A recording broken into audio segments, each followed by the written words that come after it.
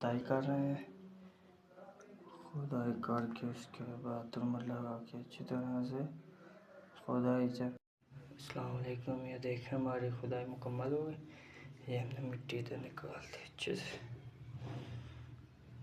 ये जो खुदाई होगी हमेशा ये देख रहे हैं हमेशा बीम के नीचे से निकालने से भी जितनी भी हो ना इनके ऊपर रखें, ताकि अगर ये कभी भी बर्थिंग करें तो इसको नुकसान ना हो। हमेशा ऊँची रखें से कुछ। ये देख सकते हैं हमने शरीर निकाल दिए।